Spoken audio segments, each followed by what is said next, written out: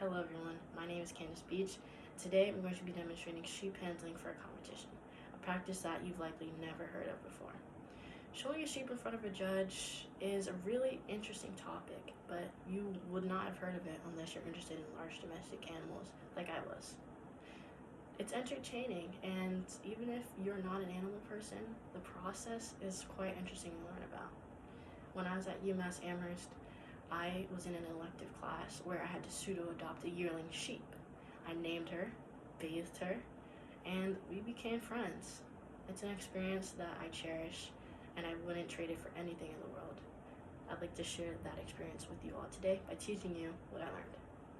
The first thing you need to know when you're handling a sheep is just that, the handling. The first thing under handling that you need to know about is the correct hand placements. The hand placements make it so that your sheep know when and why and where you need them to move. I don't have a sheep with me, but I do have a stuffed animal that will act as a prop.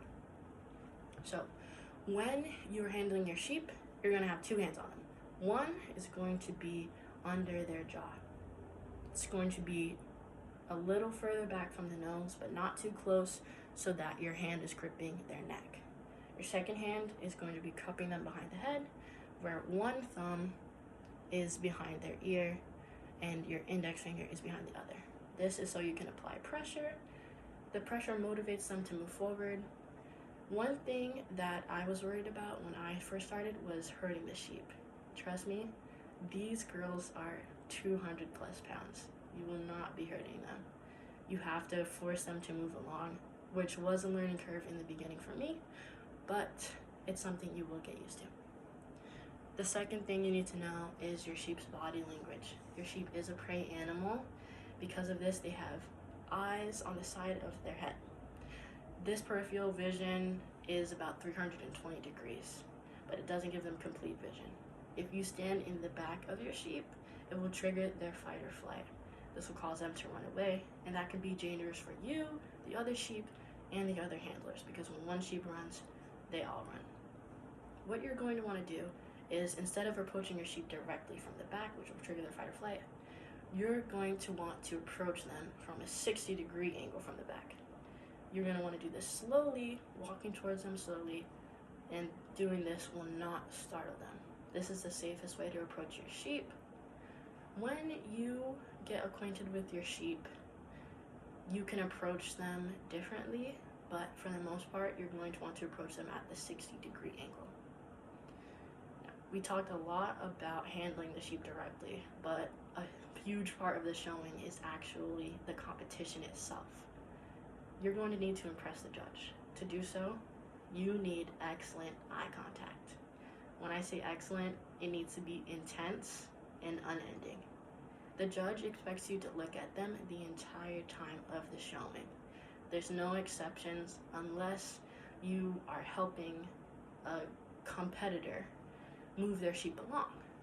You can do so, my demonstration sheep, by pinching them right above their tail and pulling it forward. This may seem cruel, but it does nothing but give them slight discomfort and notify them that, hey, you need to move forward a bit. A judge will look forward to this sportsmanship and know that you're a graceful competitor who knows what they're doing. The third thing that you need to know is your facts. Now, this is a competition, so there are things that you'll need to know. When you're handling your sheep, you'll start to learn naturally about the breed of your sheep. My sheep personally was a Dorset. You'll need to know their weight.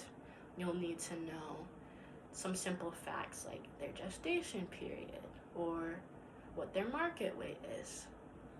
These are the things that a judge will ask you. These are important to know, and when you're answering the judge, you need to answer quickly and with confidence. That is something that I personally messed up on.